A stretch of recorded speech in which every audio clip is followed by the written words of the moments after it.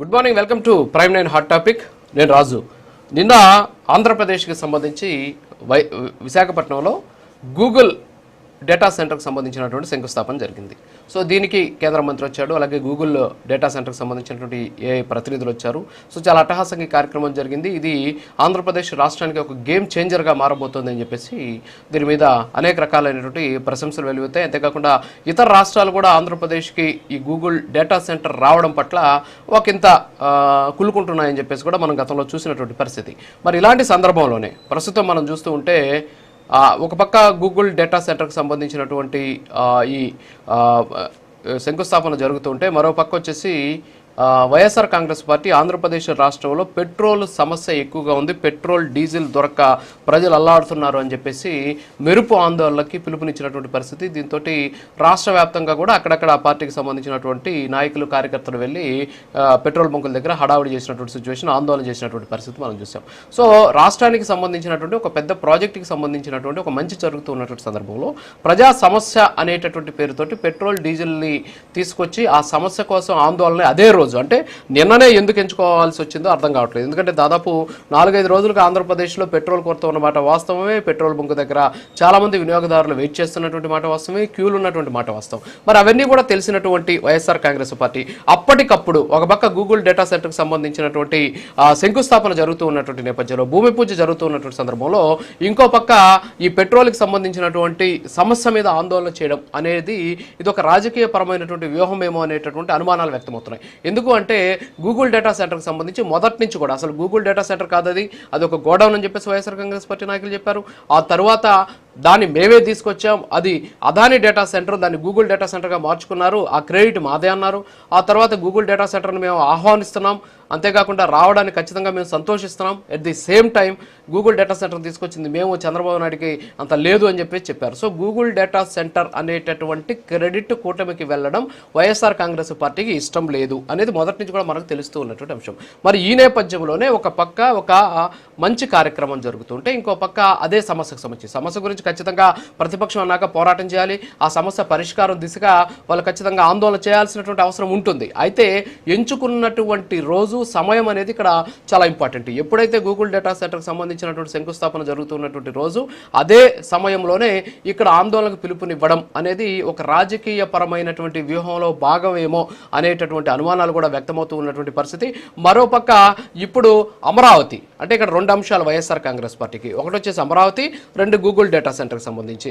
ఎందుకు అమరావతి అంటే అమరావతిని మొదటి నుంచి కూడా వ్యతిరేకిస్తున్నారు. ఈ పక్క ఈ మధ్య కాలంలో మళ్ళీ మావిగన్ అని చెప్పేసి జగన్మోహన్ రెడ్డి గారు తీసుకొచ్చారు. సో అమరావతికి డీజిల్ పెట్రోల్ ఇవ్వాలి కాబట్టి దానివల్ల ఈరోజు రాష్ట్రంలో కొరత ఏర్పడింది, అక్కడ ఇవ్వాలని చెప్పేసి పౌర సరఫరాల శాఖ కమిషనర్ లెటర్ రాశారు ఆయిల్ కంపెనీలకి. సో అమరావతి కోసం రాష్ట్రాన్ని ముంచేస్తోంది కూటమి ప్రభుత్వం అని చెప్పేసి అమరావతిని టార్గెట్ చేశారు.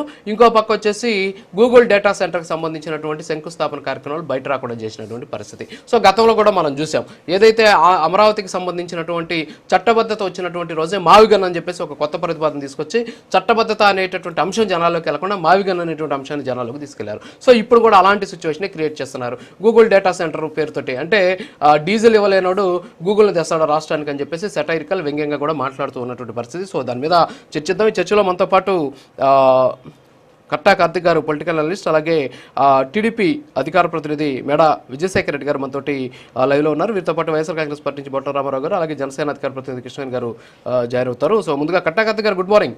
ఏంటి అసలు నిన్న జరిగినటువంటి 2 అంశాలు? ఒకటి వచ్చేసి నిన్న వచ్చేసి ఒకటి మనకు అందరూ కూడా అంటున్నట్టు ఆంధ్రప్రదేశ్ రాష్ట్రానికి గేమ్ చేంజర్గా మారినటువంటి గూగుల్ డేటా సెంటర్కి సంబంధించినటువంటి ఒక బృహత్తరమైనటువంటి కార్యక్రమం మనం చూసాం.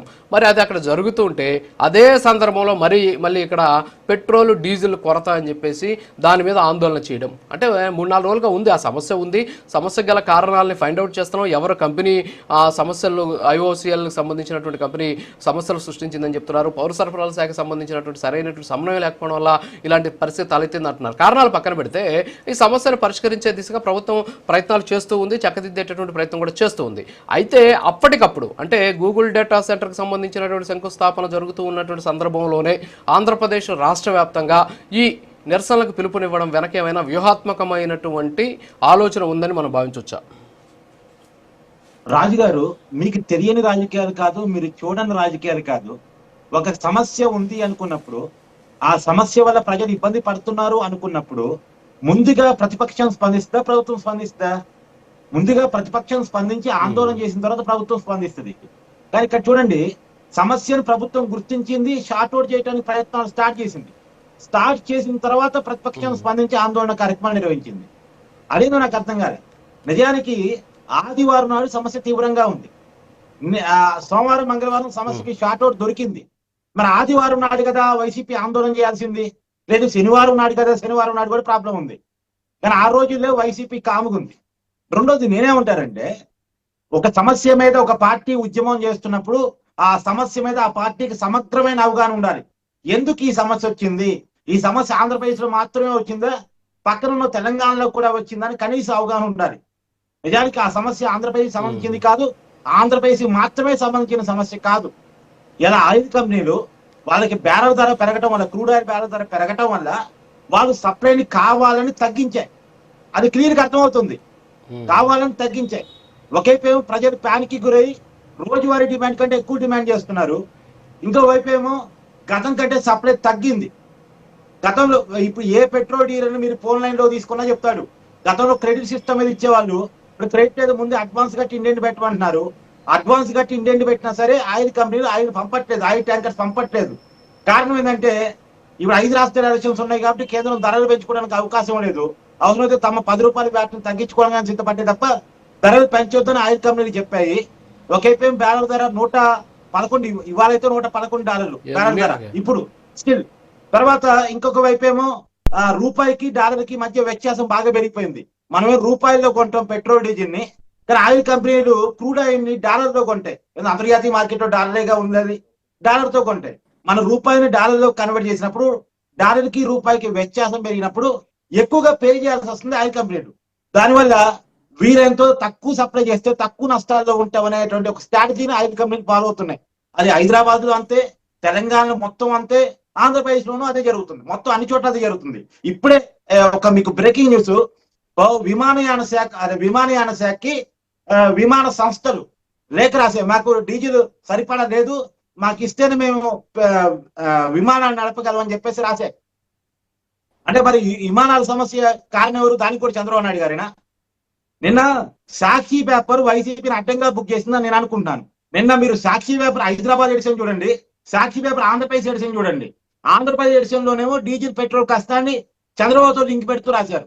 హైదరాబాద్ లోనేమో ఇప్పుడు నేను చెప్పిన కారణాలన్నీ రాశారు. ఒకేవైపు ప్రజలు ప్యానికి గురయ్యారు, ఇంకోవైపు ఏమో ఆయిల్ కంపెనీలు సప్లై తగ్గించాయి, ఇంకోవైపు ఏమో పెట్రోల్ డీలర్స్ కొద్దిగా పక్కదారి పట్టిస్తున్నారు, ఈ సమస్యను రాశాయి. మరి ఇక్కడ ఒక రేవంత్ రెడ్డి ప్రభుత్వాన్ని కూడా కలుపుతూ రాయాల్సిందిగా, ఇక్కడ కాంగ్రెస్ మీద బురద చేయాల్సిందిగా. ఇక్కడేమో సమస్యను సమస్యగా రాస్తారు, అక్కడేమో ప్రభుత్వానికి లింక్ పెడతారు. ఇది కరెక్ట్ కాదు. అయితే ఇంకోటి ఏంటంటే, గూగుల్ డేటా సెంటర్ అయినా అమరావతి అయినా ఇవాళ ఆంధ్రప్రదేశ్ కి గేమ్ చేంజర్స్ అండి. గూగుల్ డేటా సెంటర్ అనేది ఒక ఎకనామిక్ కారిడార్ గా వస్తుంది. అది direct foreign direct investment. Foreign direct investment ఎంతగా ఆకర్షించబడితే, మన విదేశీ మారక ద్రవ్యం ఎంత బలపడితే మన రూపాయి స్ట్రెంగ్ అవుతుంది. ఇప్పుడు మన రూపాయిని స్ట్రెంగ్ చేసుకోవడం కూడా మనకి ఇంపార్టెంట్. అంటే గూగుల్ డేటా సెంటర్ ఎన్ని ఉద్యోగాలు క్రియేట్ చేస్తుంది, అది ఎంత వైజాగ్ కి ఆనిముత్యం అవుద్ది, ఇంకెంత కంపెనీలు పట్టుకొచ్చింది అనేది కూడా దానికంటే ఎక్కువ ఇంపార్టెంట్. ఇప్పుడు మన విదేశీ మారక ద్రవ్యాన్ని స్ట్రెంగ్ చేసుకోవాల్సిన పరిస్థితిలో పడ్డాం. అంటే బయట డబ్బుల్ని, బయట దేశాల పెట్టుబడి మన దేశంలోకి ఆకర్షించడం మీద మనం కాంటెస్ట్ ఉండాలి. దాంట్లో భాగంగా అమెరికా వెలుపల అతిపెద్ద డేటా సెంటర్, డేటా సెంటర్ ఇప్పుడు గూగుల్ డేటా సెంటర్ వైజాగ్ లో ల్యాండింగ్ అవుతుంది. నేను శంకుస్థాపన జరిగింది. ఆ విషయాన్ని జనంలోకి పోకుండా ఉండటం కోసం మంగళవారం నాడు ఆందోళన చేశారు. రాజుగారు మీరు తిరుపతిలోనే ఉంటారు, తిరుపతిలో సోమవారం నాడు పరిస్థితి ఏంది, మంగళవారం నాడు పరిస్థితి ఏంది? మంగళవారం నాడు దాదాపు 90% పెట్రోల్ డీజిల్ అందింది. అదే సోమవారం నాడు దాదాపు చాలా పెట్రోల్ బంకులు నో స్టాక్ బోర్డు కనపడ్డాయి. మరి ఇంకా సోమవారం కంటే ఆదివారం ఇంకా దారుణంగా కనపడింది. మరి ఆందోళన చేయాల్సిన టైంలో చేయలేదు, చేయకూడని టైంలో చేశారు. అంటే రెండు కడుపు నొప్పి వచ్చినప్పుడు టాబ్లెట్ వేసుకోకుండా కడుపు నొప్పి తగ్గుతున్నప్పుడు టాబ్లెట్ వేసుకోవడం అంటే అది కావాలని చేయటం తప్ప ఇంకేముంది చెప్పండి? To prime nine hot topic. So ఓవరాల్గా మనం చూస్తున్నాం నిన్న జరిగినటువంటి గూగుల్ డేటా సెంటర్కి సంబంధించినటువంటి ఇష్యూకి మాస్క్ వేయాలనేటటువంటి ఉద్దేశంతోనే వైఎస్ఆర్ కాంగ్రెస్ పార్టీ డీజిల్ కొరత మీద మెరుపు ఆందోళనకి పిలుపునిచ్చింది అనేటటువంటి ప్రచారం జరుగుతుంది. దాని మీద విమర్శలు కూడా వ్యక్తమవుతున్నటువంటి పరిస్థితి. బొట్ట రామారావు గారు, గుడ్ మార్నింగ్. సో ఓవరాల్గా చూస్తే అంటే నిన్న మీరు ఆందోళన చేయడం, అలాగే ఇందాక మన కట్టా కార్తీక్ గారు చెప్పినట్టు సాక్షి పత్రిక, అంటే మీ పార్టీకి సంబంధించి అనుబంధంగా ఉండేటటువంటి సాక్షి పత్రిక తెలంగాణకు వచ్చేసరికేమో అక్కడ ఏమో డీజిల్ రేట్లు పెంచుతారు అనేటటువంటి ఉద్దేశంతో కృత్రిమ కొరత సృష్టించారు అని చెప్పేసి అక్కడ చెప్తుంది. ఇక్కడికి వచ్చేసరికి మాత్రం ఆంధ్రప్రదేశ్లో మొత్తం చంద్రబాబు నాయుడు వైఫల్యము అని చెప్పేసి ఇక్కడ చెప్పినటువంటి పరిస్థితులు కూడా మనం చూసాం. సరే, దానికి ఉన్నటువంటి ఆధారాలు ఏంటి, వాస్తవాలు ఏంటి అనేది కూడా మనం చర్చిద్దాం. సో ఏమంటారు సార్ ఓవరాల్గా మీరు? కేవలం గూగుల్ డేటా సెంటర్ అనేటువంటి అంశాన్ని, అలాగే అమరావతికి డీజిల్ కావాలని చెప్పడం వల్ల జరిగినటువంటి రెండింటి మీద ఆల్రెడీ మీరు వ్యతిరేకంగా ఉండారు అనేటటువంటి ఒక ప్రొజెక్షన్ వచ్చింది. అది ఎంతవరకు కరెక్ట్ నాకు తెలీదు.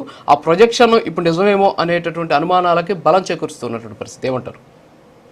గుడ్ మార్నింగ్ సార్ రాజు గారు, మీకు అట్లాగే ప్యానల్ ప్రతినిధులకు, ప్రైమ్ నైన్ టీవీ వ్యక్తులందరూ కూడా నమస్కారం. ఇక్కడ వైఎస్ఆర్ కాంగ్రెస్ పార్టీ చాలా స్పష్టంగా ఉంది. ఇక్కడ ఆంధ్రప్రదేశ్ లో ఈ రోజు చూస్తా ఉంటే డీజిల్ కొరత, పెట్రోల్ కొరత అనేటువంటి అంశము చాలా బర్నింగ్ టాపిక్ గా ఉంది. ఎందుకంటే ప్రతి ఒక్కరికి కూడా నిత్యావసరమైనటువంటి ఈ యొక్క డీజిల్ కానీ పెట్రోల్ కానీ సరఫరా చేసే అంశంలో ముందు జాగ్రత్త చర్యల్లో ఆంధ్రప్రదేశ్ ప్రభుత్వం విఫలమయ్యింది అనేది కనిపిస్తుంది కదండి. అది మేము చెప్తా ఉన్నాం. ఇక్కడ ఆంధ్రజ్యోతి పత్రిక రాసింది కూడా మనం కార్తీక్ గారు కూడా గమనించాలి.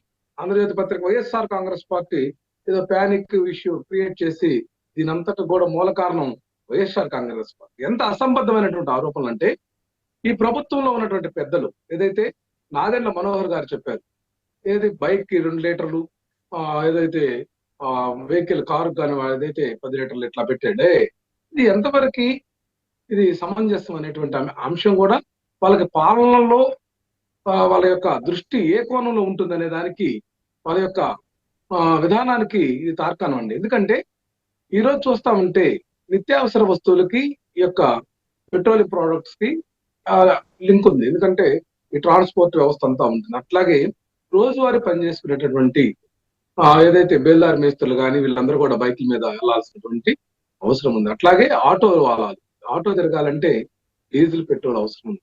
ఎన్ని మరిచి అట్లాగే గృహావసరాలు కానీ ఏదైతే పట్టణాల్లో అపార్ట్మెంట్లు వాటికి ఉండేటువంటి జనరేటర్ సిస్టమ్ కానీ వీటన్నిటిని ఆలోచన తీసుకోకుండా అట్లాగే పడవలకు సంబంధించినటువంటి వ్యక్తులకు సంబంధించినటువంటి వాళ్ళకు దాని కోటా ఇచ్చే దాంట్లో ఎక్కడ నిర్దిష్టమైనటువంటి విధానం లేదు. అయితే ఇక్కడ కార్తిక్ గారు ఒకటి చెప్పారు, సాక్షి పత్రిక లేదో తెలంగాణలో ఒక రకంగా, ఇక్కడ ఆంధ్రప్రదేశ్ అంతే కదా. మరి తెలంగాణలో ఈ మాదిరిగా పెట్రోల్ కోసం ఇబ్బంది పడుతున్నటువంటి దాఖలాలు లేదు. ఒక రోజు మాత్రం జరిగిన తర్వాత వాళ్ళు ముందు జాగ్రత్తగా అక్కడ ఉన్నటువంటి ప్రభుత్వం తీసుకున్నటువంటి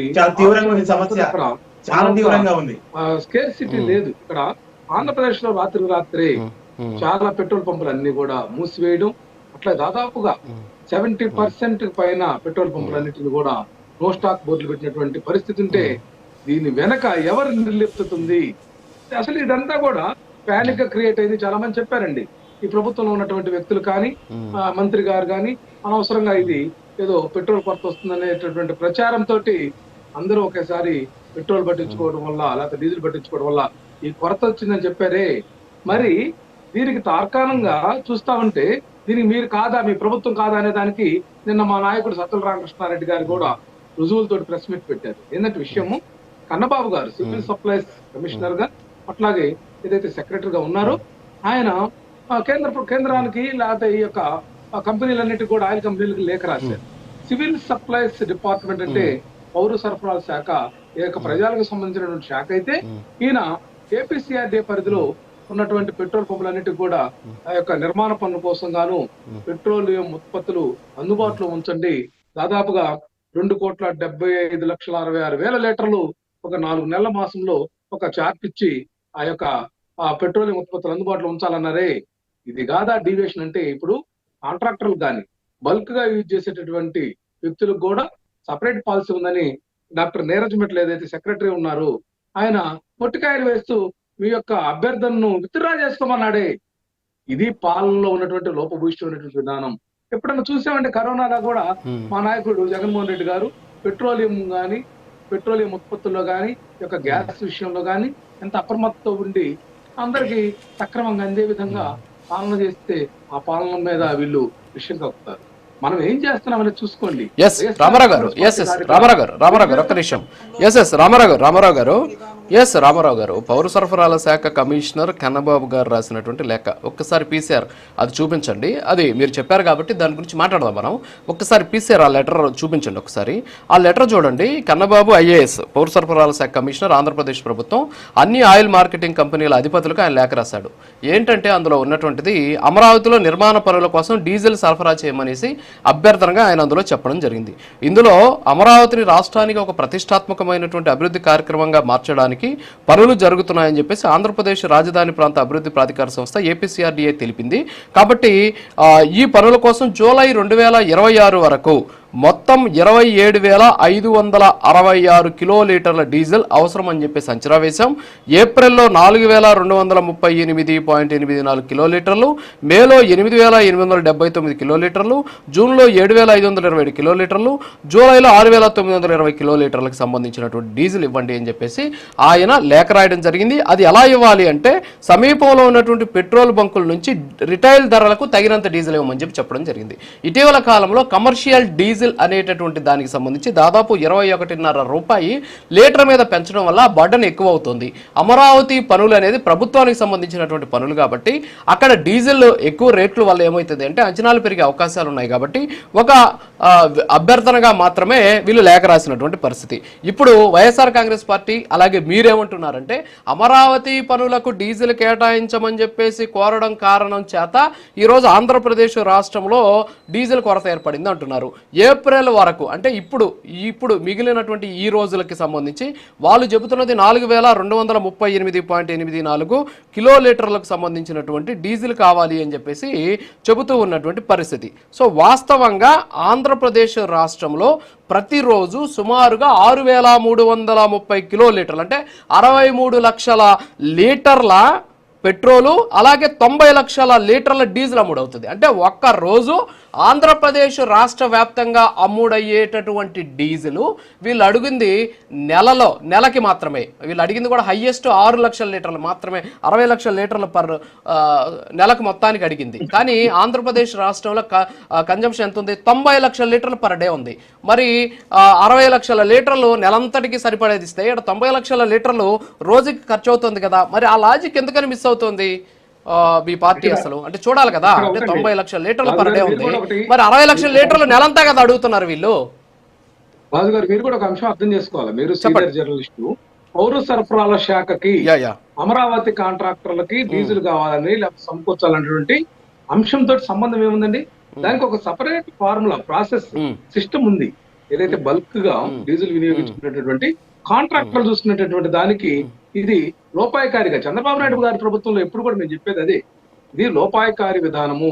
ఈ యొక్క ఏదైతే లెటరే అభ్యర్థనే శుద్ధ తప్పు, మీకు సంబంధం లేనటువంటి అంశంలో, మీకు అవసరం లేనటువంటి అంశంలో మీరు లెటర్ రాసి అంటే స్కేర్సిటీ ఉంది అనే దానికి ఇది ఉదాహరణ కాదా అని అడుగుతున్నాం వైఎస్ఆర్సీపీ.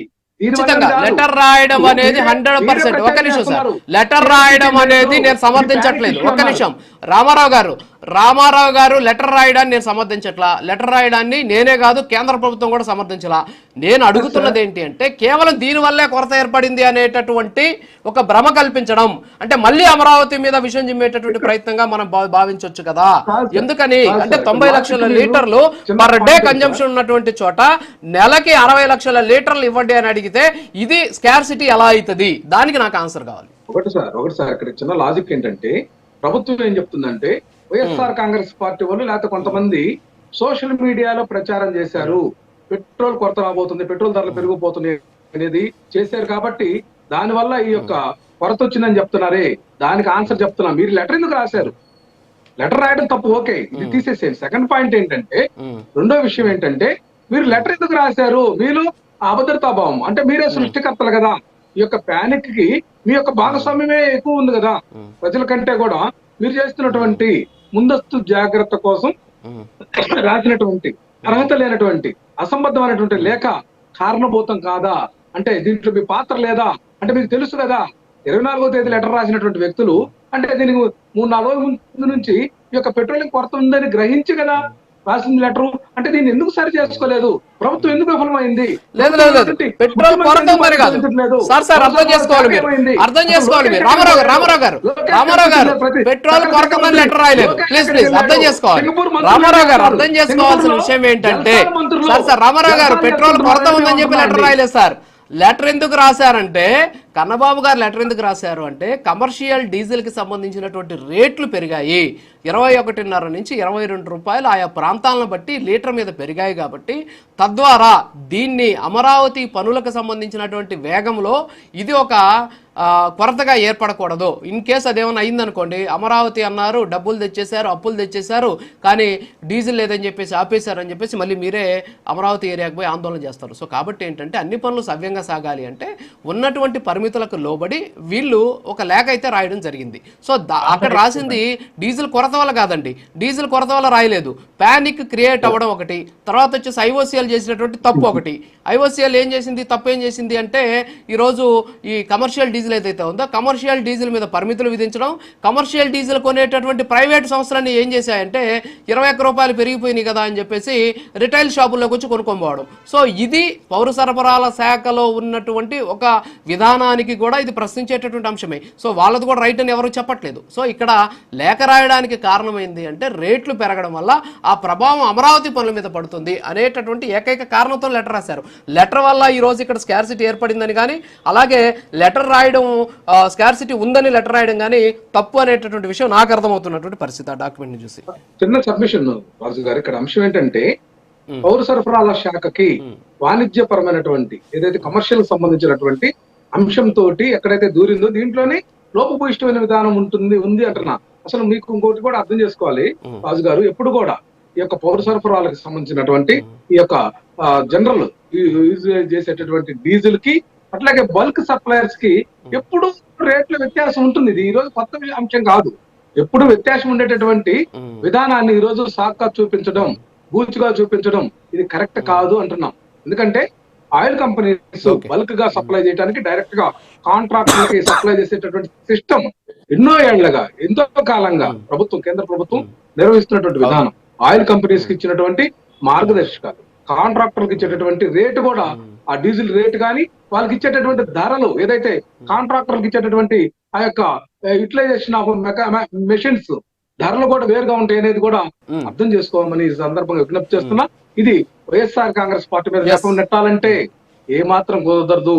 ప్రజలు పూలు పెట్టించుకొని చెవులో పూలు పెట్టించుకొని ఈ కూటమి ప్రభుత్వం వాళ్ళ చేత పెడతామంటే ఎవరు ఇష్టపడరండి, మోసే పరిస్థితి లేదు. వైసీపీ మీద నెట్టట్లేదులే కానీ ఒక్క నిమిషం ఒక చిన్న బ్రేక్ ఉంది సార్, బ్రేక్ తర్వాత continue. Welcome back to prime 9 hot topic. So overall గా అది అంటే కన్నబాబు రాసినటువంటి లేఖ కారణంగా అమరావతికి డీజిల్ ఇవ్వాలని చెప్పేసి చెప్పినటువంటి కారణంగా ఈరోజు ఆంధ్రప్రదేశ్ రాష్ట్రంలో డీజిల్ కొరత ఏర్పడింది అనేటటువంటి ఒక ప్రచారంలో ఉన్నటువంటి వాస్తవం ఏంటనేది నేను ఇప్పుడు మీకు డాక్యుమెంట్తో సహా చెప్పడం జరిగింది. కావాలంటే డీటెయిల్స్ చూడొచ్చు, మనకు గూగుల్లో దొరుకుతాయి.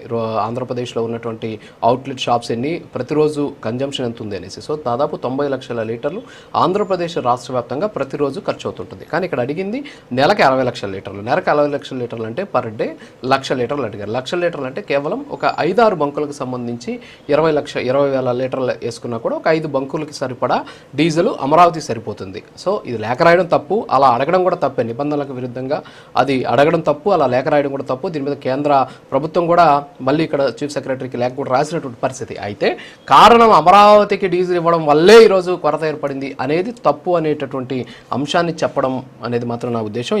ఓకే మేడం, విజయశేఖర రెడ్డి గారు గుడ్ మార్నింగ్ అండి.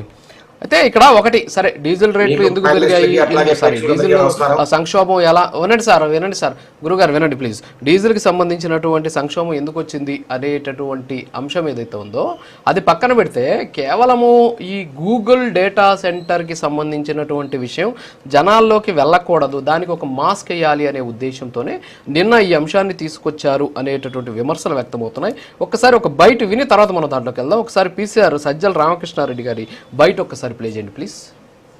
తీసుకురాలేరు గారి గూగుల్ తీసుకురాగలిగేది కొంత జనం నవ్వుకుంటారు, ఇది ఖచ్చితంగా అడుగుతారు. డీజిల్ తీసుకురాలేడు గూగుల్ ఏం చేస్తాడు?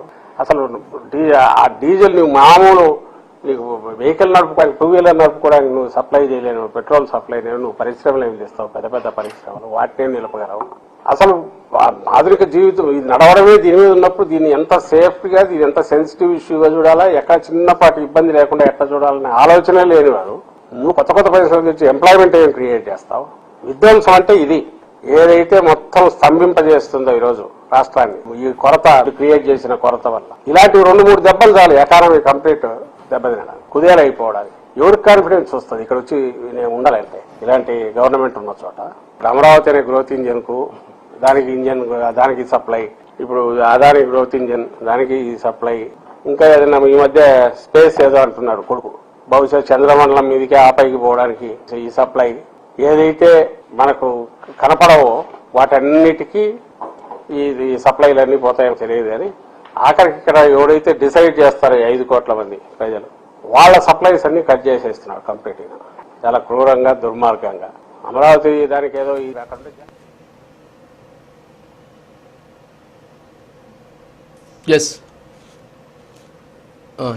మేడం శశేఖర్ గారు, సో డీజిల్ ఇవ్వనైనా గూగుల్ ఏం తెస్తాడు అంటే ఇక్కడ స్పష్టంగా కనిపిస్తోంది పరిశ్రమలు వస్తున్నాయి ఆంధ్రప్రదేశ్ రాష్ట్రానికి అనేటటువంటి అంశం పట్ల వైసీపీ స్టాండ్ ఏంటి అనేది మన సజ్జల రామకృష్ణారెడ్డి గారి వాయిస్ అంటే అర్థమవుతుంది. ఆయన ఏమంటున్నారు, డీజిల్ గురించి మాట్లాడాలి, కష్టాల గురించి మాట్లాడాలి.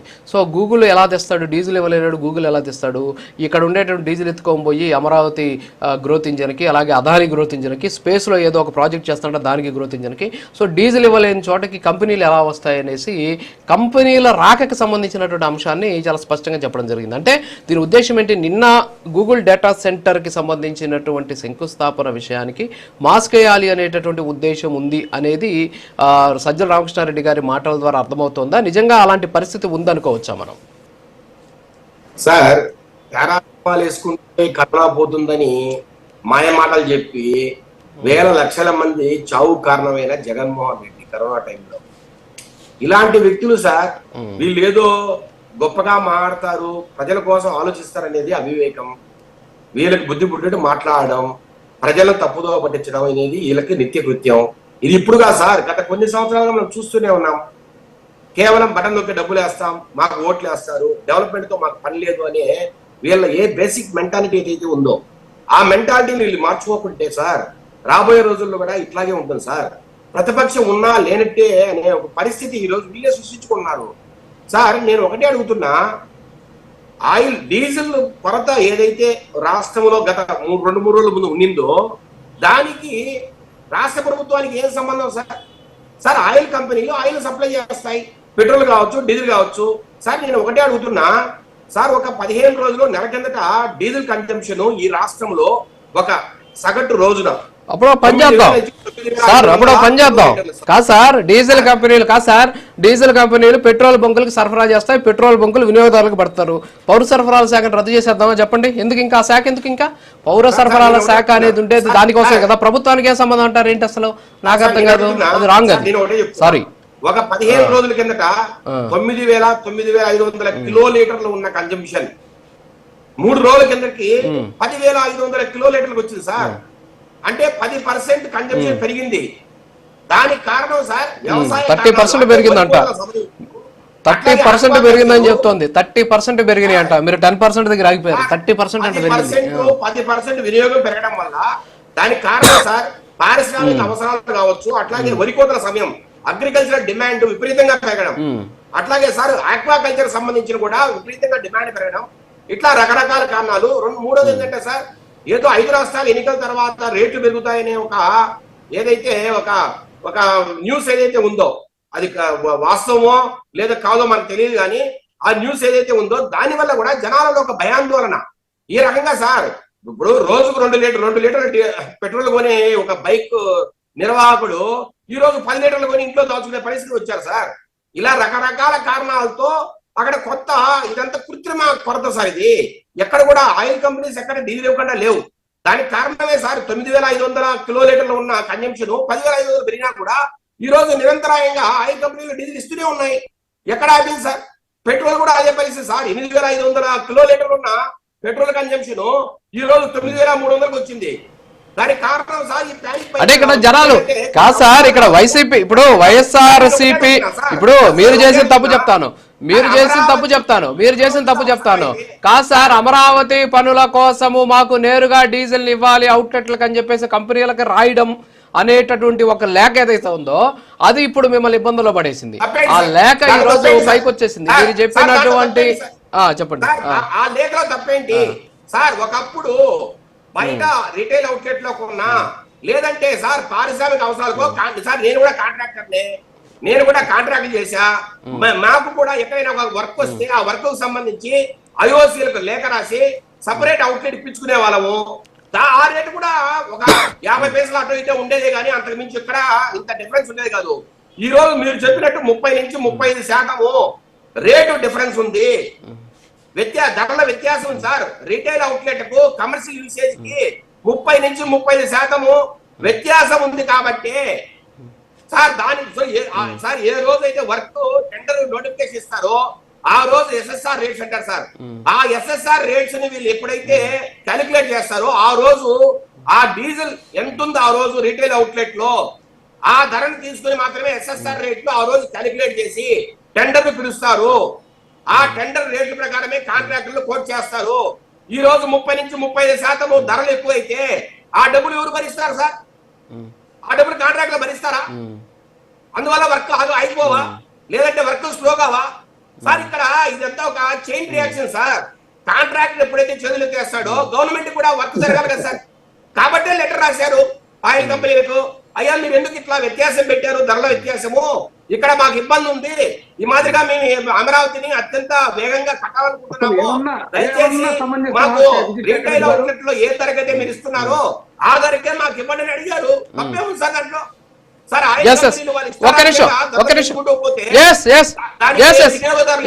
తప్పు లేదు అని చెప్పేసి మేడా విజయశేఖర్ రెడ్డి గారు మీకు ఒక కాంట్రాక్టర్ గా తప్పు లేదనిపిస్తుందేమో, కానీ నిబంధనల ప్రకారం ఆ లేఖ రాయడం 100% తప్పు. అంటే ఆ లేఖలో ఉన్నటువంటి అంశాలను మీరు నేరుగా కాదు సార్ పంపిమంటారా? ఒక్కసారి సార్ ఉండండి ఒకసారి పీసీఆర్ ఒక్కసారి నేను మీకు చూపిస్తా. ఎస్ విజయశేఖర్ రెడ్డి గారు నేను మీకు చూపిస్తా. పీసీఆర్ ఒకసారి సార్ ఒక్క నిమిషం ఆగండి ప్లీజ్. పీసీఆర్ ఒకసారి ఆ డాక్యుమెంట్ చూపించండి. పీసీఆర్ ఒకసారి సెంట్రల్ రాసిన డాక్యుమెంట్ చూడండి. ఒకసారి ఈయన వచ్చేసి doctor Neeraj Mittal, secretary petroleum మరియు సహజవాయు మంత్రిత్వ శాఖ, భారత ప్రభుత్వం. ఎవరికి రాశారండి? జి సాయి ప్రసాద్ గారు, ప్రభుత్వ ప్రధాన కార్యదర్శి, ఆంధ్రప్రదేశ్ ప్రభుత్వానికి 25/4/2026లో ఒక లేఖ రాశాడు. ఏమని రాశాడు? ఆంధ్రప్రదేశ్ పౌర సరఫరాల కమిషనర్ జారీ చేసిన ఉత్తర్వులపై అభ్యంతరము. ఆంధ్రప్రదేశ్ పౌర సరఫరాల కమిషనర్ అమరావతిలో నిర్మాణ కార్యకలాపాల కోసం రిటైల్ అవుట్లెట్ల నుండి పెద్ద మొత్తంలో డీజిల్ సరఫరా చేయమని ఆయిల్ కంపెనీలను ఆదేశిస్తూ జారీ చేసిన ఉత్తర్వులపై ఈ లేఖ అభ్యంతరం వ్యక్తం చేస్తున్నాము. ఈ ఆదేశాలు పెట్రోలియం నిబంధనలకు మరియు petroleum and explosive safety organisation మార్గదర్శకాలకు అనుగుణంగా లేవని స్పష్టం చేస్తున్నాము.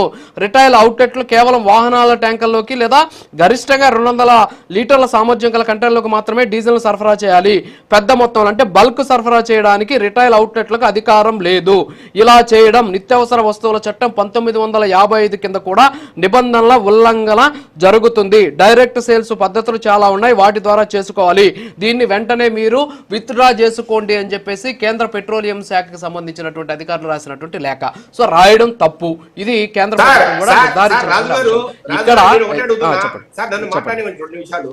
సార్ నేను ఒకటి అడుగుతున్నా సార్, ఇప్పుడు రేట్లలో వ్యత్యాసం ఉంది కాబట్టి రీటైల్ అవుట్లెట్ల నుంచి మనము సరఫరా చేయమని అడిగాము. లేదు మీరు కమర్షియల్ అవుట్లెట్ నుంచి సరఫరా చేస్తారంటే చేయండి. ఆ ధరల వ్యత్యాసం లేకుండా ఈ రోజు రీటైల్ అవుట్లెట్ లో ఏ ధరకైతే మీరు ఇస్తున్నారో ప్రజలకు అదే ధరతో మీరు కమర్షియల్ అవుట్లెట్ పెట్టండి. సపరేట్ గా అమరావతి కోసం ఒక 10 అవుట్లెట్ పెట్టండి సార్.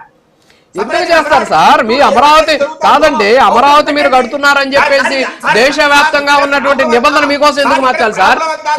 కాదు నిబంధన ఎందుకు మార్చాలి? మీరు పెంచుకోండి సార్, మీరు పెంచండి. ఆ కాంట్రాక్టర్ మీద వేయండి, ఆ భారాన్ని ఎత్తుకొని పోయి. అంతేగాని రిటైల్ అవుట్లెట్ రేటుకి మాకు ఇవ్వండి అంటే కుదరదు కదా. నిబంధన అనేది ఒకటి ఉంటుంది, మనం ఫ్రేమ్స్ చేసుకుంటాం. నిబంధన ప్రకారమే ఇస్తారు పెట్రోల్ డీజిల్. సార్ ఒకటి నిబంధన ఎవరు పెట్టారు సార్? ఆయిల్ కంపెనీ పెట్టింది. నిబంధన ఎవరు పెట్టారు సార్? పెట్రోలియం శాఖ పెట్టింది. సార్ నేను అడుగుతున్నా, రీటైల్ అవుట్లెట్ లో ఒక రేటు, కమర్షియల్ అవుట్లెట్ లో ఒక రేటు ఎందుకు పెట్టారు సార్? ఎందుకు పెట్టారు అడుగుతున్నాం మేము. ఎందుకు అంటే పారిశ్రామిక అవసరాలకు లేకపోతే అగ్రికల్చర్ ఎందుకు పెట్టారు? పశ్చిమాసియా యుద్ధం జరుగుతుంది కదా, పశ్చిమాసియా యుద్ధం జరిగేటప్పుడు పశ్చిమాసియా యుద్ధం జరిగేటప్పుడు ఇప్పుడు మీరు కూడా ఉన్నారు, కరెంటు బిల్లులు వేస్తున్నారు, కమర్షియల్ ఒక రేట్ వేస్తారు, డొమెస్టిక్ ఒక రేట్ వేస్తారు. మనకు అదేంటి ఎల్పిజి ఉంది, డొమెస్టిక్ ఒక రేట్ ఉంటుంది, కమర్షియల్ ఒక రేట్ ఉంటుంది. డీజిల్ కూడా అంతే సార్. మరి పెట్రోలియం సంస్థలు బతకాలి కదా, కూరగాయల రేట్లు పెరిగిపోతున్నాయి, ఏడేమో రేట్లు పెంచితే ప్రజలు గగ్గోలు పెడుతున్నటువంటి పరిస్థితి. సో ఇవన్నీ మీకు తెలుసు కాదు సార్, మీరు కాంట్రాక్టర్, మీకు అన్ని తెలుసు. 2 సంవత్సరాల ముందు లేని తేడా ఇప్పుడు ఎందుకు వచ్చింది? కమర్షియల్ అవుట్లెట్లకు రిటైల్ అవుట్లెట్లకు సంవత్సరం ముందు లేని తేడా సార్ ఇది. రేటు పెరిగింది. ఇక్కడ విషయం ఏంటంటే రేటు పెరిగింది. కరెంట్ విషయంలో కమర్షియల్ కు లేదంటే మామూలు అవసరాలకు తేడా ఎప్పుడు ఉన్నింది? సంవత్సరం ముందు ఉన్నింది, 2 సంవత్సరాల ముందు ఉన్నింది. కానీ ఈ డీజిల్ విషయంలో ఇంత ముందు లేదే, సంవత్సరం ముందు లేదే, 2 సంవత్సరాల ముందు లేదే. పశ్చిమాసియా యుద్ధం లేదు కదా సార్. కాదు సార్, పశ్చిమాసియా యుద్ధం ఇప్పుడే కదా జరుగుతుంది. హార్మోజ్ జలసంధిలో తుపాకులు పేల్చేస్తున్నారు కదా వాళ్ళు, మరి తప్పదు పెంచాలి, కమర్షియల్ పెంచాలి, వినియోగదారుల మీద కష్ట నష్ట భారం వేయకూడదు. ఆ డెసిషన్ దేశవ్యాప్తంగా తీసుకునింది, కేవలం అమరావతి విషయంలోనూ ఆంధ్రప్రదేశ్ విషయంలో తీసుకోలేదు.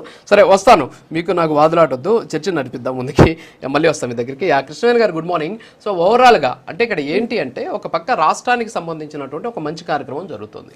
ఈ కార్యక్రమానికి మాస్క్ వేసేటటువంటి ప్రయత్నంలో భాగంగా ఆందోళన చేయడం, ఇక్కడ ఎందుకని ఇలాంటి పరిస్థితి వచ్చింది అని చెప్పేసి వైఎస్ఆర్ కాంగ్రెస్ పార్టీ కూడా తెలుసు. ఇక్కడ 2 అంశాలను వాళ్ళు ప్రముఖంగా చూపిస్తున్నారు. ఒకటి వచ్చేసి అమరావతికి ఇవ్వడం వల్ల డీజిల్ కొరత ఏర్పడిందని చెబుతూనే ఆ డీజిల్ కొరత అనేటటువంటి ముసుగులో ఇక్కడ ఈ గూగుల్ డేటా సెంటర్కి సంబంధించినటువంటి అంశం జనాల్లోకి వెళ్ళకూడదు అనేటటువంటి ఒక రకమైనటువంటి వ్యూహం ఉందేమో అనేటటువంటి అనుమానాలు వ్యక్తమవుతున్నాయి. నెంబర్ 1. నెంబర్ 2 ఏమైపోయిందంటే ప్యానిక్ సెల్లింగ్ ఎక్కువ అవడం, అంటే అందరూ కూడా భయపడి ఎక్కువగా కన్జంప్షన్ చేయడం వల్ల 30% ఎక్కువగా ఈరోజు కొనుగోలు జరుగుతూ ఉన్నటువంటి పరిస్థితి. ఇవన్నీ కూడా తెలుసు. అయినప్పటికీ కూడా ఈ అంశాన్ని ఇంత పెద్ద భూతత్వంలో చూపించడం ఎంతవరకు కరెక్ట్ అంటారు? ఏమంటారు, మీరేమంటారు? సార్ నమస్కారం, ప్రెగ్నెంట్ వ్యక్తులకు మరియు ప్యానెల్ ఉన్నటువంటి ఇతర సభ్యులకి నమస్కారం అండి. సార్ ఇక్కడ అమరావతికి సప్లై చేస్తున్నారు డీజిల్ పెట్రోల్ అనేది ఒక లేఖ రాయడం, ఆ లేఖ కూడా బయటికి రావడం వల్ల దీని మీద అంటే కూటమి ప్రభుత్వం మీద మరింత ఎఫెక్ట్ పడినట్టుగా కనిపిస్తుంది సార్. అంటే పౌర సరఫరాల శాఖ మంత్రివర్యులుగా ఉన్నటువంటి నాదెండ్ల మనోహర్ గారు తండ్రి గారు మొన్న చనిపోవడం కావచ్చు, ఆయన చేస్తున్నటువంటి ప్రతి పని కూడా ఆదేశాలు కూడా ఇవ్వడం జరుగుతుంది. ఆయన కూడా ఎక్కడికక్కడ ఆదేశాలు ఇచ్చి అధికారులకి ఆదేశాలు ఇవ్వడం జరుగుతుంది. కానీ మనం చూడొచ్చు సార్, మొన్న వచ్చినటువంటి యుద్ధ ప్రాతిపాదికలో కూడా అమెరికా ఇరాన్ యుద్ధం ఆ టైంలో కూడా గ్యాస్ కొరత వచ్చిందని ఒక సంక్షోభాన్ని సృష్టించేటువంటి ఒక ప్రక్రియకి ఈ వైసీపీ ప్రభుత్వం పార్టీ పూనుకున్నప్పుడు కూడా ఆ రోజు ఎలాంటి కొరత రాకుండా చాలా వరకు అక్కడ సెటిల్ చేసినటువంటి పరిస్థితులను చూసాం. అంటే ఇవాళ గూగుల్ లాంటి పటిష్టాత్మకమైనటువంటి సంస్థ మన రాష్ట్రానికి రావడం కావచ్చు, ఇక్కడ ఐటీ స్టార్ట్అప్ డేటా సెంటర్లు ఉద్యోగాలు అలాగే ఉపాధి అవకాశాలు కూడా పెరుగుతాయి సార్. అంటే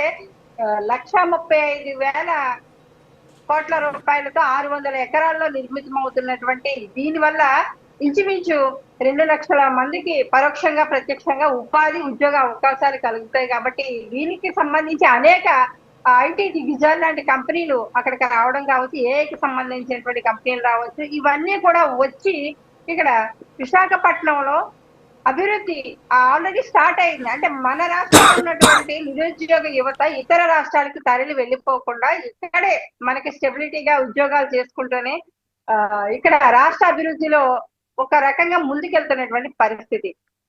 కానీ ఇక్కడ డీజిల్ పెట్రోల్ అంశాన్ని మనం చూసుకుంటే సార్, గ్రౌండ్ రియాలిటీలో చూసుకుంటే ఒక ఫేక్ ప్రచారం కూడా వాట్సాప్ గ్రూపుల్లో కావచ్చు, మిగతా చోట్ల కూడా ఇంకా మొత్తం సంక్షోభం వచ్చేసింది. అసలు నెల రోజులు డీజిల్ పెట్రోల్ దొరకదు అనేటువంటి ఒక తప్పుడు సమాచారాన్ని ప్రజల్లోకి తీసుకెళ్ళడం కావచ్చు, వాళ్ళ ఇంట్లో ఉన్నటువంటి క్యాన్లు డ్రమ్ములు ఇవన్నీ తీసుకొని వచ్చి వాళ్ళ అంటే మీరు చెప్తున్నారు కదా సార్ 30% ఎక్కువ అవసరం, 30% కదా సార్, 70-80% ఎక్కువగా ఇంట్లో నిల్వ చేసుకునేటువంటి పరిస్థితి వచ్చింది. వచ్చినప్పుడు ఎప్పుడు కూడా ఏ శాఖ ఈ విధులు నిర్వహిస్తున్నా సరే కానీ పౌర సరఫరాల శాఖ మీద దీని మీద పూర్తిగా ఎఫెక్ట్ పడుతుంది. కాబట్టి నేను చెప్తున్నాను సార్, అంటే వారం రోజులు నెల రోజులకి దొరకదు అంటే 15 రోజులకి ఇంట్లో వాళ్ళు స్టోర్ చేసుకునేటువంటి పరిస్థితి ఉంటుంది సార్. మనకు వచ్చేది ఒక వారం 10 రోజులకి ఎలాంటి అక్కడ సంక్షోభం రాకుండా సప్లై అవుతూ ఉంటుంది. అలాంటప్పుడు ముందుగానే స్టోర్ చేసి ప్రతి ఒక్కరు ఇంట్లో పెట్టుకోవడం వల్ల దాని వల్ల ఇబ్బందులు వచ్చేటువంటి పరిస్థితి. ఇక్కడ మనం చూసుకుంటే పెట్రోల్ బంకుల్లో అక్కడ ప్రజల వ్యతిరేకత కన్నా కూడా వైఎస్ఆర్సీపీ పార్టీకి సంబంధించినటువంటి వ్యక్తులు వెళ్లి అక్కడ హల్చల్ చేయడం, పెట్రోల్ బంకులు లాంటి ప్రదేశాల్లో వెళ్లి అక్కడ పెట్రోల్ సంక్షోభం మేము ఉంటే వచ్చేది కాదు, మేము కరోనాలో కూడా చాలా బాగా చేయగలిగాము, కానీ అప్పుడు యుద్ధాలు ఎక్కడ జరగలేదు సార్. అక్కడ ఎక్కడ జరగాల్సినవి అక్కడ ట్రాన్స్పోర్ట్ కానీ ఎక్కడ ఆగలే. కానీ యుద్ధ సంక్షోభాల్లో వచ్చినప్పుడు కూడా ఇతర రాష్ట్రాలు కూడా చూసాము. 2 నెలల ముందు నుంచి కూడా గ్యాస్ సంక్షోభాన్ని చూశారు, అలాగే ఈ పెట్రోల్ డీజిల్ సంక్షోభాన్ని కూడా చూశారు. కానీ మన రాష్ట్రం మీద అది అంత పడలేదు. కానీ కృత్రిమ కొరతని మాత్రం సృష్టించి ఈ రోజు వైఎస్ఆర్సీపీ పార్టీ అయితే మాత్రం రాజకీయం మాత్రమే చేస్తుందని చూడుతారు. అంటే గ్లోబల్ సమ్మిట్ లాంటి ఒక అంశాన్ని తీసుకుంటే కనుక ఐటీ స్టార్ట్అప్ కి సంబంధించి ఒకసారి గత వైసీపీ పార్టీ అధికారంలో ఉన్నప్పుడు కూడా విశాఖలో ఒక సమ్మిట్ జరిగింది సార్. జగన్మోహన్ రెడ్డి గారి పెట్టుబడులు మన రాష్ట్రానికి వస్తున్నాయి కాబట్టి ప్రతిపక్షాలు దీని మీద మాట్లాడకుండా ఉంటే బాగుంటుందని మా అధినేత పవన్ కళ్యాణ్ గారికి ఒక సందేశం పంపిస్తే, మా అధినేత పవన్ కళ్యాణ్ గారు అక్కడ లోకల్ లీడర్స్ నే కాదు మిగతా రాష్ట్రంలో ఉన్నటువంటి లీడర్స్ అందరినీ కూడా మా పార్టీ తరపున ఒక పిలుపునివ్వడం జరిగింది. అంటే మన రాష్ట్రం బాగుపడడం ముఖ్యం, ఇక్కడికి ఐటీ లాంటి దిగ్గజాల కంపెనీలు రావడం కూడా ముఖ్యం, యువతకి ఉపాధి ఉద్యోగ అవకాశాలు ముఖ్యం. కాబట్టి దీని మీద 3 రోజులు జరుగుతున్నటువంటి ఈ సమ్మిట్ మీద ఎలాంటి ట్రోలింగ్స్ కానీ ఎలాంటి మీరు విమర్శలు చెయ్యొద్దు అని మా అధినేత పవన్ కళ్యాణ్ గారు క్యాడర్ అందరికీ కూడా ఒక ఆదేశాలు జారీ చేయడం జరిగింది సార్. అంటే రాష్ట్ర అభివృద్ధిని కాంక్షించేటువంటి వ్యక్తులు తీసుకునేటువంటి నిర్ణయాన్ని మనం చూడొచ్చు. అలాగే రాష్ట్ర అభివృద్ధి కాకుండా ఓన్లీ పార్టీ అభివృద్ధి మాత్రమే, రాజకీయ లబ్ధి మాత్రమే చూసుకునేటువంటి పార్టీని కూడా మనం చూడొచ్చు. అంటే ఇక్కడ ఒకటి మీరు వినాల్సిన విషయం ఏంటంటే, సరే వైఎస్ఆర్ కాంగ్రెస్ పార్టీ మీరు చేస్తున్నటువంటి అభివృద్ధికి మాస్క్ వేసేటటువంటి ప్రయత్నం చేస్తుంది, ఓకే రైట్. అయితే ఇక్కడ ఎందుకని డీజిల్ కంపెనీలకి అధికారికంగా ఒక పౌర సరఫరాల శాఖ కమిషనరు ఈ విధమైనటువంటి లేఖ రాయడం ఏదైతే ఉందో దీన్ని తప్పుగా వైఎస్ఆర్ కాంగ్రెస్ పార్టీ స్పష్టంగా చూపిస్తోంది. దానికి పెట్రోలియం శాఖ రాసినటువంటి అభ్యంతరం లేఖను కూడా వాళ్ళు చూపిస్తున్నటువంటి పరిస్థితి. సో ఆ పొరపాటు ఎందుకు జరిగింది? సో ఈరోజు దేశం ఇప్పుడు పశ్చిమాసియా యుద్ధం జరుగుతుంది. పశ్చిమాసియా యుద్ధం నేపథ్యంలో డీజిల్కి సంబంధించిన కొరత ఉంటుంది. ఈ సందర్భంలో మనం ఈ లేఖ రాయడం వల్ల ఇబ్బందులు తలెత్తొచ్చేమో, రాజకీయంగా మనం విమర్శలు ఎదుర్కోవాల్సి వస్తుంది అనేటటువంటి అంశాన్ని కనీసం గుర్తించలేకపోయిందా ప్రభుత్వం? సార్ ఏదైనా సరే కానీ అంటే అమరావతి నిర్మాణంలో అభివృద్ధి దిశగా ముందుకి కూటమి ప్రభుత్వం వెళ్తుంది కాబట్టి అక్కడ అభివృద్ధి ఆగిపోకూడదు అన్నది ఒక ఆలోచనతో లేఖ రాసి ఉండొచ్చు. కానీ నిజంగా రాష్ట్ర ప్రజలు ఇబ్బంది పడతారంటే దాన్ని ఆ పనులను కొన్ని రోజులు వాయిదా వేసి రాష్ట్ర ప్రజలకే ఎటువంటి ఇబ్బంది లేకుండా చూసేటువంటి ప్రభుత్వం కూటమి ప్రభుత్వం సార్. అంటే ఈ లేఖ రాయడం అనేది తప్పుగా చూపిస్తూ ఉన్నారు. కాకపోతే ఇక్కడ అంటే ఆ లేఖ రాయడం వల్ల అమరావతిలో ఉన్నటువంటి కూటమి ప్రభుత్వానికో ఇక్కడ గౌరవ ముఖ్యమంత్రి గారికి ఒక్కరికే కలిసి వచ్చేది కాదు సార్. అక్కడ కూడా ఆ పనులు చేస్తున్నటువంటి అనేక మంది అక్కడ కాంట్రాక్టర్లు కావచ్చు, అక్కడ మామూలుగా వర్క్ చేసేటువంటి వర్కర్స్ కావచ్చు, వీళ్ళందరికీ కూడా వర్క్ ఆగిపోతుంది సార్. అంటే మన పెట్రోల్ విషయం ఒకటే, సంక్షోభం అక్కడ వస్తే అక్కడ ఉన్నటువంటి అభివృద్ధి పనులు చేసేటువంటి వాళ్ళకి కూడా పనులు ఆగిపోతాయి. వాళ్ళకి రోజు జీవనాధారంగా బతికేటువంటి చాలా మంది వర్కర్స్ పనిచేస్తారు. దీని కూడా పరిగణలోకి తీసుకోవాల్సిన అవసరం ఉంది. ఇది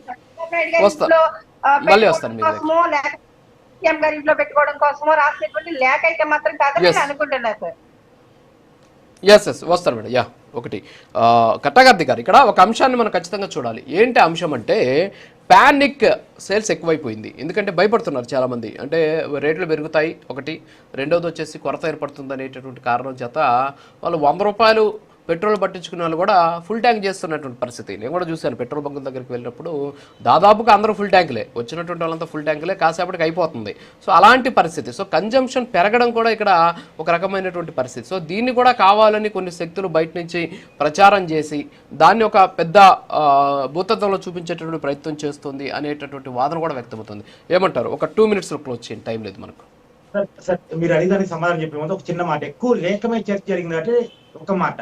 సార్ నేను ఎక్కువ సబ్జెక్ట్ ఉంది, ఒక హాఫ్ అన్ అవర్ పూర్తిగా నాకే టైం ఏమన్నా నేను అడిగాను అనుకోండి, సార్ 9 గెస్టులు ఉన్నారండి, నా నిబంధనలు ఒప్పుకోవండి, అందరూ నాకు సమానమే అని మీరు చెప్పారనుకోండి, ఇప్పుడు నేను అడిగినంత మాత్రాన మిగతా వాళ్ళ టైం లేకుండా పోయిద్దా? మీరు ఇస్తే కదా వేరే వాళ్ళ టైం లేకుండా పోయేది. నేను అడిగాను, మీరు ఒప్పుకోలేదు, మీరు ఒప్పుకున్నప్పుడు దానివల్ల ఇక వేరే వాళ్ళ టైం కట్ కావడం అనేది ఎక్కడుంది అసలు? ఇప్పుడు ఈ పౌర సమాచార శాఖ లేఖ రాసిందని కేంద్రం ఒప్పుకోలేదు. కానీ అమరావతికి ఇవ్వలేదుగా, ఇస్తుంటే మిగతా చోట కారణం వచ్చింది. అమరావతికి పెట్రోల్ కేంద్రానికి కాదు సార్ రాసింది. లేదు లేదు లేదు లేదు లేదు ఒక చిన్న కరెక్షన్ కమిషనర్ రాసింది కంపెనీలకు రాశారు, ఆయిల్ కంపెనీలకి రాసినటువంటి లేఖ ప్రకారం వాళ్ళు డీజిల్ సరఫరా చేశారు. డీజిల్ సరఫరా చేశారు ఆల్రెడీ. అయితే ఇక్కడ మీరు చెప్పాల్సింది ఏంటంటే డీజిల్ రోజుకి 90 లక్షల కన్జంప్షన్ ఉన్నటువంటి రాష్ట్రంలో డే లెక్కలు చెప్పారు చూడండి. 90 లక్షల లీటర్ల రోజుకి అవసరం అవుతా ఉంటుంది. మొత్తం మీరు అడిగింది 60 లక్షలు, దాంట్లో వాళ్ళు సప్లై చేసినంత చూడండి, మీ లెక్కలు సప్లై చేస్తున్నట్టు చూడండి.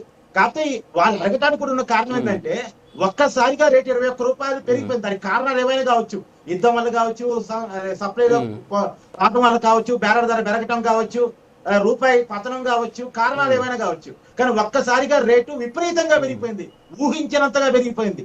దానివల్ల చాలా బడ్డను వచ్చే పరిస్థితి వచ్చింది. కాబట్టి తప్పని పరిస్థితుల్లో, ప్రత్యేక పరిస్థితుల్లో రేఖ రాశారు.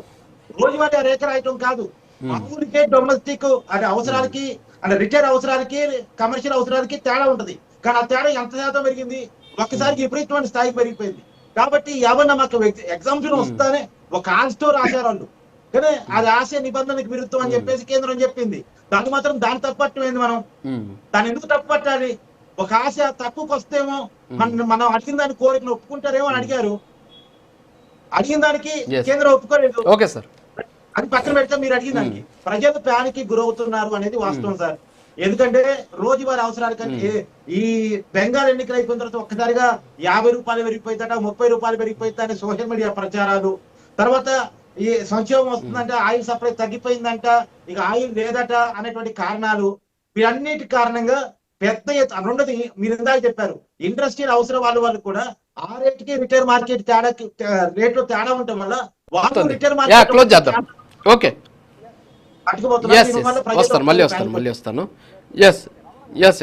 రామారావు గారు లోకేష్ గారు నిన్నొకటి మాట్లాడారు. ఈ గూగుల్ డేటా సెంటర్కి సంబంధించి వాళ్ళదేంటి, వాళ్ళ విధానం ఏంటి, మీ విధానం ఏంటి అని చెప్పేసి. సో నేను అనుకోవడం ఏంటంటే, అంటే మీరు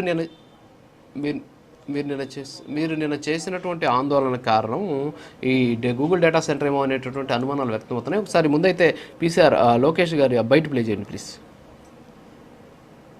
లాస్ట్ పంచ్ మనదైతే వచ్చే కిక్కు వేరనేది మన పవన్ అన్న సినిమా డైలాగ్ ఉంది. మనది గూగుల్ అవుతే వాళ్ళది గొడ్డలి, మనది గూగుల్ అవుతే వాళ్ళది గొడ్డలి. మనందరం చూసాం, ఒక గూగుల్ అన్న సంస్థ ఆంధ్ర రాష్ట్రంకి వస్తుంటే మనందరం పెద్ద ఎత్తున అంగీకరించాం, ఆహ్వానించాం. రైతులు స్వచ్ఛందంగా వచ్చి వాళ్ళ భూములు ఇస్తాం జరిగింది. కానీ వాళ్ళ పార్టీకి చెందిన ఎంపీ ఏకంగా కేసేసి ఈ ప్రాజెక్ట్ రాకుండా చేశారు. ఎటుగో రేపు సిసిడి జబ్బున్న పేషెంట్ గూగుల్ క్రెడిట్ తీసుకున్నా కూడా ప్రయత్నిస్తాడు, దాంట్లో ఎలాంటి సందేహం లేదు. ఆ సిసిడి పేషెంట్ ఒకటే చెప్తున్నా, గూగుల్లో సెర్చ్ చేయండి ఎవరి ప్రాజెక్ట్ తీసుకొచ్చారంటే అది మా గౌరవ ముఖ్యమంత్రి శ్రీ నారా చంద్రబాబు నాయుడు గారు.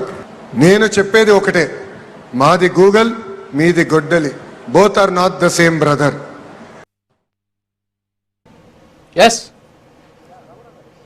రామారావు గారు విన్నారా? ఇది లోకేష్ గారు బయట ఉన్నారా? మీరు మాట్లాడండి ఒకసారి, దాని మీద రియాక్ట్ అవ్వండి.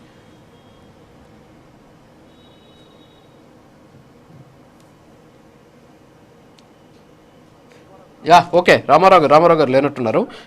ఓకే మేడం విజయశేఖర్ రెడ్డి గారు క్లోజ్ చేద్దాం, టైం అయింది. సో నారా లోకేష్ గారు చాలా క్లియర్గా చెప్పడం జరిగింది, మాది గూగుల్లో అయితే వాళ్ళది గొడ్డలి అని చెప్పేసి. అంటే ఈ విధమైనటువంటి ప్రయత్నం గూగుల్ మీద అయితే ఒక రకమైనటువంటి క్రెడిట్ తీసుకునే ప్రయత్నం, అది జనాల్లోకి వెళ్ళకూడదు అనేటటువంటి ఒక రకమైనటువంటి సిచ్యువేషన్ అయితే కనిపిస్తోంది అనేది సజ్జల గారి మాటలు చూసాం, లోకేష్ గారి మాటలు చూసాం. ఏమంటారు సార్? ఇప్పుడు వీళ్ళు అదానీ సెంటర్ అంటారు. అదానీ సెంటర్ ని సార్ 2019లో ఆల్రెడీ అప్పుడు ముఖ్యమంత్రిగా ఉన్న చంద్రబాబు నాయుడు గారే ఫౌండేషన్ వేశారు. ఆ తర్వాత 2019 నుంచి 24 వరకు మీరు ఎందుకు పనులు ప్రారంభించాలా? మీరే ఒకవేళ అదానీ డేటా సెంటర్ తీసుకొచ్చింటే మీరే పనులు ప్రారంభించవచ్చు కదా సార్. ఆ రోజు 5 సంవత్సరాలు మీరేదో మీ సొంత పనులు చేసుకొని మీరు డబ్బులు పంచుకుంటూ జనాలు గాలి వదిలేసి ఈ రోజు మళ్ళా వచ్చి ఆ రోజు మీ మీద ఇచ్చామని ఎలా మాట్లాడతారు సార్? సార్ ఈ రోజు అదానీ డేటా సెంటర్ కు ఈ రోజున్న గూగుల్ డేటా సెంటర్ కు చాలా వ్యత్యాసం సార్. ఇది డేటా సెంటర్ కాదు, ఈ రోజు మీరు చదవండి సార్ దాన్ని, Google cloud AI hub. Sir ఇది ఒక్క డేటా సెంటర్ మాత్రమే కాదు, క్లౌడ్ కంప్యూటింగ్ అట్లాగే ఏఐ టూల్స్ సంబంధించి ఒక హబ్ ని ఇక్కడ తయారు చేయబోతున్నారు. గూగుల్ వాడే ఏఐ టూల్స్ ఎన్నో ఉన్నాయి సార్. ఈ రోజు ఏఐ టూల్స్ జెమినై కావచ్చు, ఏఐ స్టూడియో కావచ్చు, అట్లాగే వర్టెక్స్ ఏఐ కావచ్చు, ఇట్లా రకరకాల ఏఐ టూల్స్ ఈ రోజు వీళ్ళు ఏదైతే తయారు చేస్తున్నారో దాని మెయింటెనెన్స్ కావచ్చు, అట్లాగే కొత్తగా రేపు రాబోయే కొత్త టూల్స్ కావచ్చు, అవన్నీ కూడా విశాఖపట్నం కేంద్రంగానే రేపు ప్రొద్దున జరిగే ఒకటి ఇప్పుడు విజయశేఖర రెడ్డి గారు దయచేసి మీకు ఒక చిన్న సలహా ఇద్దాం అనుకుంటున్నాను నేను. సరే, Google data centre, Adani data centre అని చెప్పేసి వాళ్ళైతే హడావుడి చేస్తూ ఉన్నారు కదా. హడావుడి చేసేటప్పుడు నిజంగా మీకు రాష్ట్రానికి ఒక డేటా సెంటర్ రావాలి అని భావించినప్పుడు గూగుల్ డేటా సెంటర్ వస్తే ప్రభుత్వం చేస్తున్న భూసేకరణకి అడ్డుకోవాలని చెప్పేసి కొంతమంది సంతకాలతో హైకోర్టులో కేసేశారు. అందులో ఒక రైతు చనిపోయాడు ఆల్రెడీ. చనిపోయినటువంటి అతని పేరు మీద కోర్టులో కేసేసినటువంటి పరిస్థితి మీకు తెలుసో తెలియదో నాకు ఐడియా లేదు. ఇలాంటి అంశాలను ఎందుకు మీరు జనాల్లోకి తీసుకెళ్ళలేకపోతున్నారు? వాళ్ళు ఏదో ఒక ట్రాప్ చేస్తే ఆ ట్రాప్ లో పడిపోతున్నారు పోయి. సార్ ఈ మధ్య కాలంలో ఎంపీ గురుమూర్తి గారు కూడా హైకోర్టుకి వెళ్ళారు. రకరకాలుగా ఈ రకాల ఏదైతే కంపెనీస్ వచ్చాయో వాటి మీద బురద చల్లాలని, భూములు అన్యాయమైన రేటుకి ఇస్తున్నారని, ఆ రేట్ల ఆ భూములన్నీ వెనక్కి తీసుకోవాలని, ఈ కంపెనీలందరినీ రాష్ట్రానికి రాకూడదని, ఈ రకాలుగా సార్ అందరికీ తెలుసు సార్. ఈ రోజు రాష్ట్రంలో టీవీ ఉన్న ప్రతి ఒక్కరూ చూస్తున్నారు సార్. వీళ్ళ ఎంపీలు ఏ రకంగా ప్రవర్తిస్తున్నారు, వీళ్ళ సార్ అర్థం సార్. భోగాపురం విమానాశ్రయం కట్టేటప్పుడు వీరు ఏ రకంగా వైఎస్ జగన్మోహన్ గారు అక్కడికి వెళ్ళి ఎర్ర బస్సు రాని ఊరికి అసలు ఇక్కడ ఎయిర్ బస్ ఎందుకు, ఇక్కడ ఎయిర్పోర్ట్ ఎందుకు మాట్లాడే మాటలు సార్ ఈరోజు అందరూ చూస్తున్నారు సోషల్ మీడియాలో. అలాంటి జగన్మోహన్ రెడ్డి ఆయన కథలు చెప్తే ఎవరుంటారు సార్ ఈరోజు? సార్ లోకేష్ గారు చెప్పిన మాటలో ఏదైనా తేడా ఉందా సార్? ఏదైనా సమస్య ఉందా సార్? సార్ మేము డెవలప్మెంట్ ఓరియంటెడ్ వాతావరణంలో జనాన్ని హత్యలు చేసి, నాయకులను హత్యలు చేసి మీ సొంత టైం అవుతుంది. మళ్ళీ రామారావు గారు జాయిన్ అయ్యారు. రామారావు గారు టైం ఇవ్వాలి. ఒక్క నిమిషం సార్, ఒక్క నిమిషం. రామారావు గారు ఇందాక మిమ్మల్ని అడిగా, మీరు డిస్కనెక్ట్ అయ్యారు. ఇందాక నారా లోకేష్ గారు ఒక మాట అన్నారు, వాళ్ళదేమో గూగుల్ అయితే మీదైతే గొడ్డలంట.